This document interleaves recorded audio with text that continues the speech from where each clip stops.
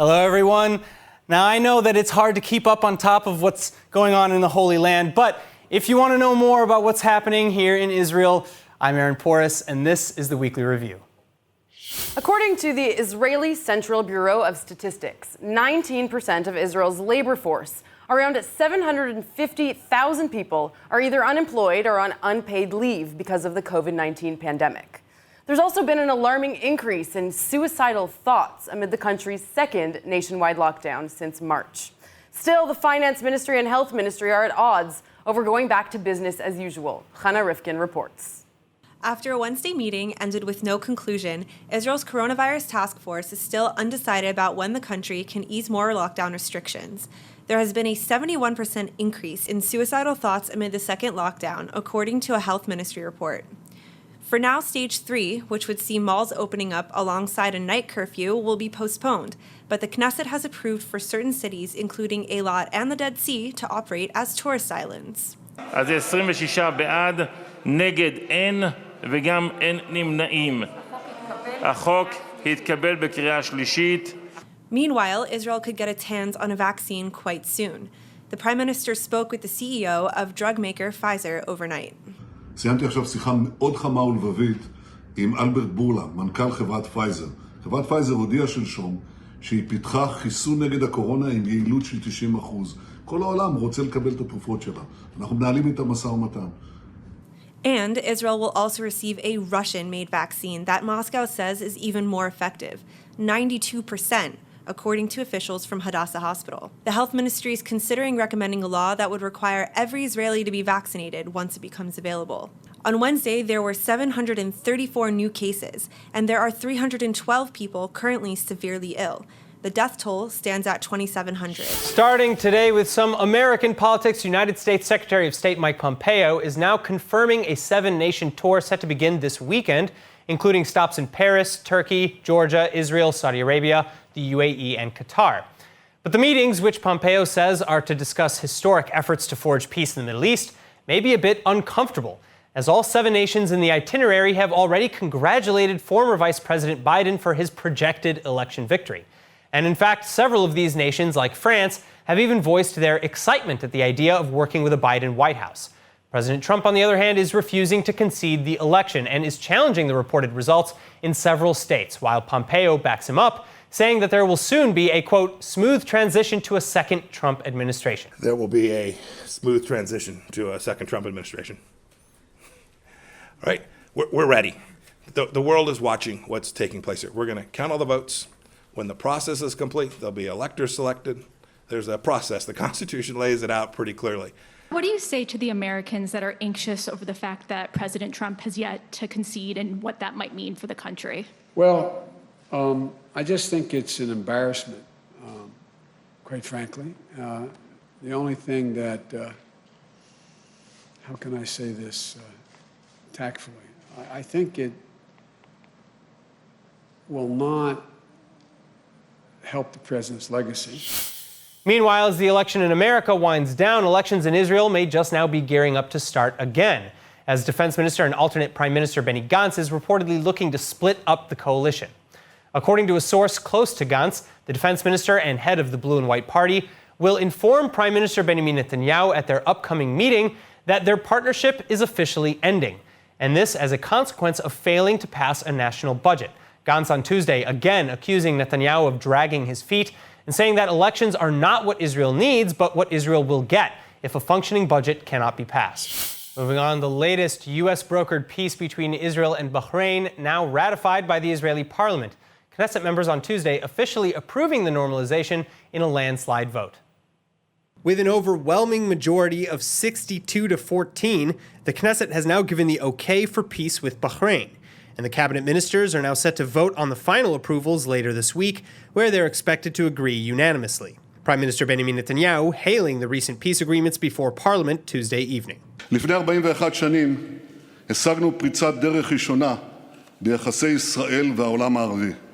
מנחם בגין ואנואר סאדאת חתמו על הסכם שלום בין ישראל למצרים. לפני 26 שנים, כפי שציינת, נחתם הסכם השלום השני. יצחק רבין והמלך חוסיין חתמו על הסכם השלום בין ישראל לירדן. ולאחרונה, תוך פחות מחודשיים, הבאנו 3 הסכמי שלום ונורמליזציה נוספים. Meanwhile, Israel is set to send its first delegation to Sudan this coming Sunday, following the announcement of their ties on October 23rd.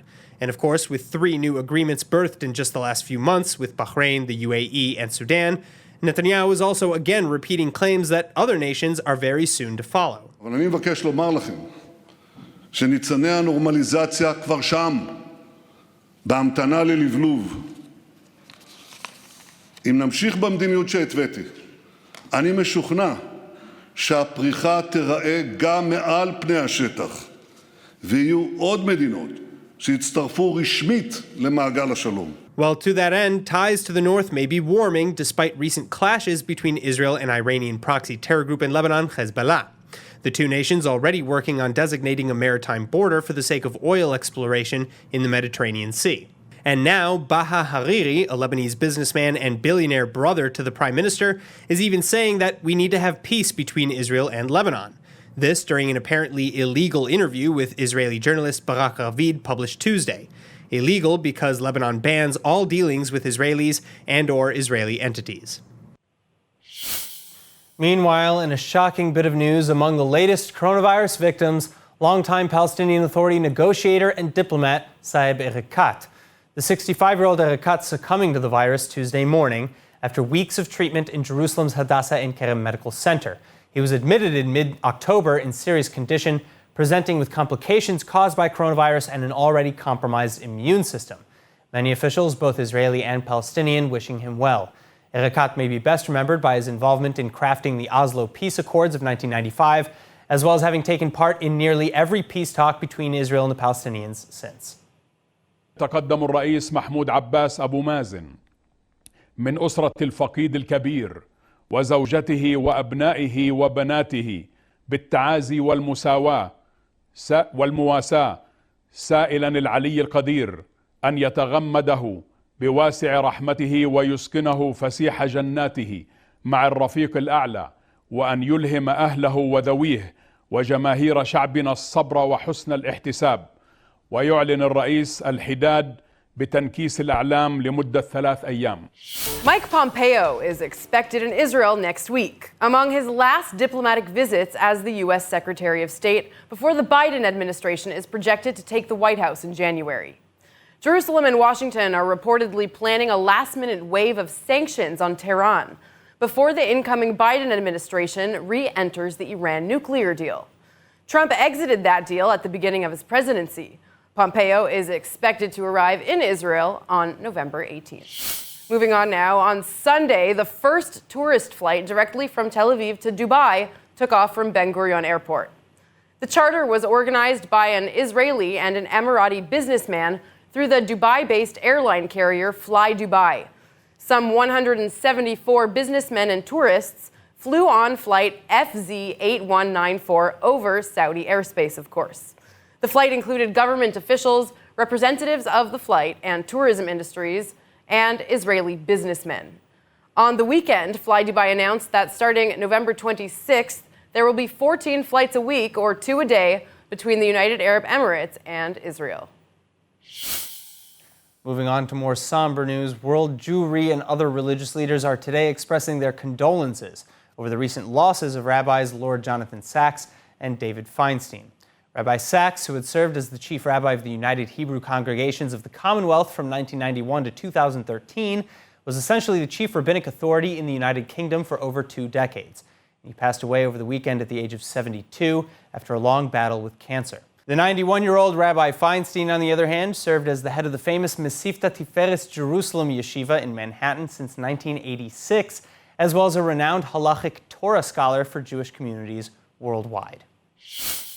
Too big, too small, too thin, uncomfortable, not safe. It's tough to find the most perfect and safest COVID mask. Generally, the average one protects others from your germs and not vice versa. But what about protecting yourself from others? One Israeli mask maker, Synovia, uses a special antibacterial technology to make sure you and your loved ones are protected. Liat Goldhammer-Steinberg, Chief Technology Officer at Synovia, is with me in studio. Thank you so much for coming. Thank you for inviting me. Of course. So tell me about this unique technology that you guys have developed. The technology was developed in Bar-Ilan University. It is utilizing ultrasonic energy to infuse safe chemicals onto the surface of the textile, any type of textile. In our case, the mask is protecting from COVID, it's protecting from various types of bacteria, breathable, easy to use. What other kind of bacteria does it protect against? Actually, we've tested a wide range of bacteria. It actually fights any type of bacteria. Wow. From both types, positive, negative. So I know there's all different kinds of masks, but compared to your average masks, how effective are these? How much more effective are they? So we ran, for COVID specifically, we ran several tests against SARS-CoV-2, which is the cause of COVID-19. And in one test, for example, we were managing to neutralize the virus by over 99% within 30 minutes. Wow. So that's very unusual. The masks are reusable, of course. Yes, this is the most important attribute to us, other than, of course, killing bacteria and viruses. We believe in sustainability, and masks are reusable, and therefore they're not becoming a burden, a bio burden, bio waste that is thrown there, and it's safe for the users as well. Sure, but as you wash the product, you know, the antibacteria technology must get less effective as you're washing it, correct? No, our masks, one of the most important attributes is the durability to wash cycles. You can wash them, if you hand wash them, you can go all the way up to 100 wash cycles. Wow. And use it for more than 1 you year. Can wash it 100 times and it will still be just as safe. Yes. Wow, interesting. Yes. And so since you're working with fabrics, I understand you're making other types of products, not just masks, correct? That's correct. Our vision is really to help or to enable the public to go back to their normal routines by using all kinds of textiles that are in their surroundings. So the next product, for example, we're developing gloves. Based on based on customers' requests. Customers were looking for gloves to protect them when they're doing their grocery shopping, when they're driving, when they're taking public transportation. So probably the next product is going to be gloves, and other products as well, baby products, car covers, car seat covers. I could see this, you know, on many products, on many things in the textile industry. It could even become part of the fashion industry. Absolutely. We're already in contact with leading brands in the industry to introduce the technology. Everybody after the COVID pandemic eruption understands that textile is the #1 consumable. It's around us, it's on us all day long, and they're looking for their products to be safe, to be protective. So the other products you're working on, do you have any plan to launch them anytime soon? And where are the masks available right now? The masks are available on our website and via our Amazon store. Okay, and the gloves are already available or not yet? Not yet. It's still in development, but hopefully in the next few weeks they will become available. Wow. And other products will follow as well. And so they're available just in Israel, or all over actually the world? we're shipping all over the world. Wow. And where are most of your customers coming from? From the U.S. From the U.S. market is our #1 market.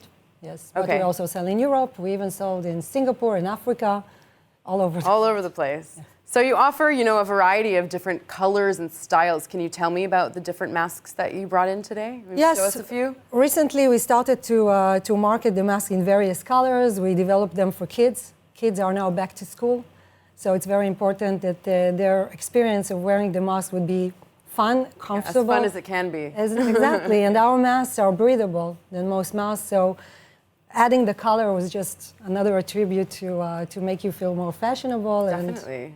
So how many colors does it come in? Oh, I think we have about 6 or 7 different colors 6 or 7 colors? Yes. We only brought a few here, but other colors are available on our website. And what's the most popular color? Well, I think people like the black.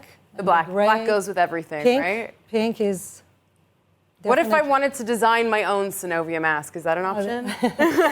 Currently, no, but you give us now an idea of a possible... All right, I'm going to think of a really cool design and I'm going to send it to you. Absolutely. Liat, thank you so much for coming in and best of luck. Thank you. Moving on, get out your tie-dye and your giant glass pipes. The Israeli government is now inching one step closer to fully legalizing the use of recreational cannabis. Hannah Rifkin with the story. Upwards of 27% of Israeli adults already using cannabis in one form or another. So following a new review of the current cannabis laws and enforcement, a Knesset ministerial committee is this week publishing a full report in which it's recommending the full legalization of cannabis in Israel. And the recommendation is said to be receiving full support from Prime Minister Netanyahu, Defense Minister Gantz, and many other officials in the Israeli police, Public Security Ministry, and Ministry of Health. Experts saying that if cannabis is legalized, the Jewish state could benefit from several $1 billion cash windfall, both via international and domestic markets.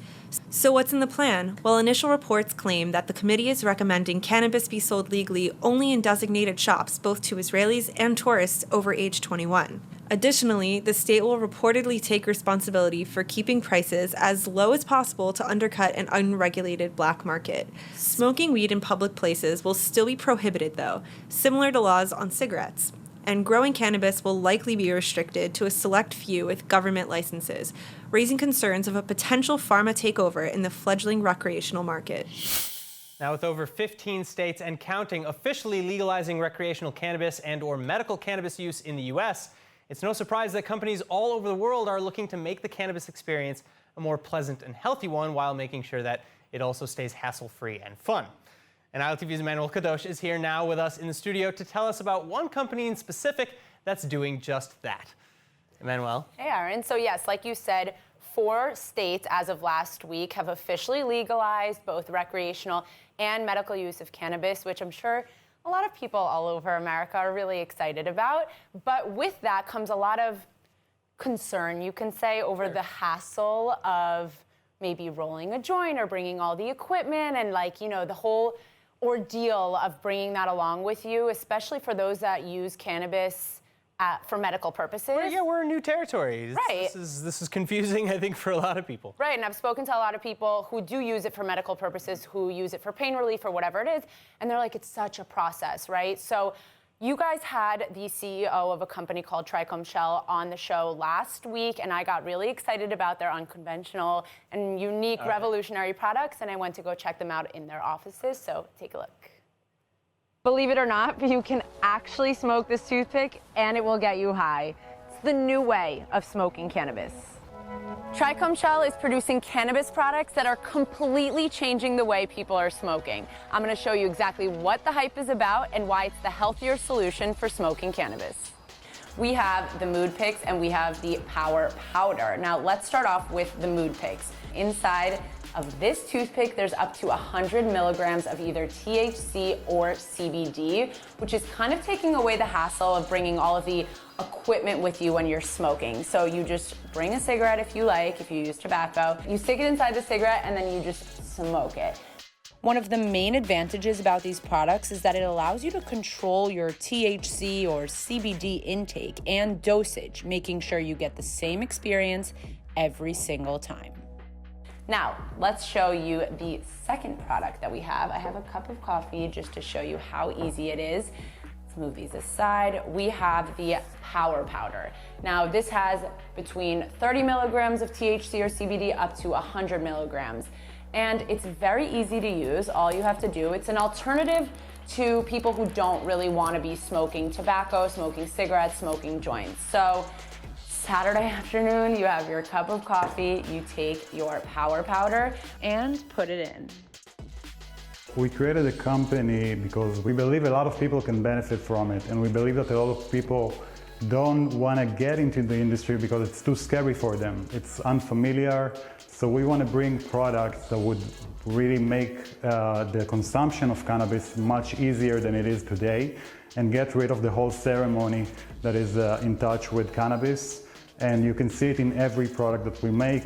The vision is implemented into those products. If you're looking to change the way you smoke in order to get a consistent and healthier experience every time, you know what to do. All right, that is cool. I know. That's very cool. The toothpick is really revolutionary, but for anybody that's interested, you know, in getting some more information about the products, learning about the company, looking to invest, we're going to share a link down below for anybody that wants to check them out on their website at Trichome Shell. All right, Trichome Shell, Emmanuel Kadosh, thank you so much. Of course, thank you.